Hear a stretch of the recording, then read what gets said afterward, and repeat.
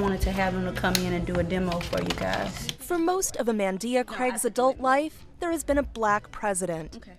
And now that her life includes motherhood and running her own business, she says it's time for another historic change in the White House. We rule the world anyway. Why not? You know, I don't know why this is the first time it had to happen. I get it why, but at the same time, why?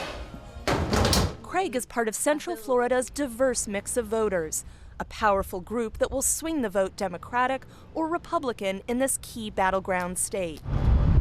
Early voting numbers here in Florida show women are turning out in higher numbers than in the past. In an election often dominated by discussion of women's issues, they're powerful voices.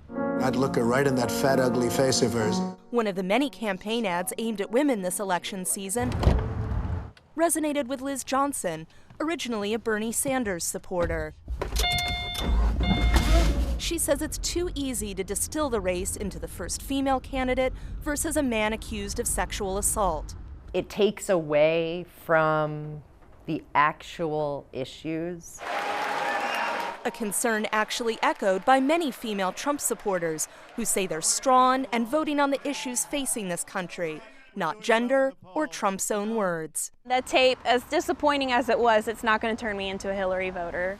Gordon is part of an active online presence for Trump, many of them women pledging their continued support after the sexual assault allegations. And I created this group about, 6-7 weeks ago. The concerns about Trump's character were too much for lifelong Republican Linda Fogg, who created the group Republicans for Hillary at the nation's largest retirement community. Since we live in Florida, we really wanted our vote to count towards opposing Trump. To vote for Senator Marco Rubio and for Donald Trump. But that could be an uphill battle in an area with enormous enthusiasm for Trump. These are being distributed to our members. Especially among these Republican women, taking a practical approach to their vote. We don't vote for women just because they're women.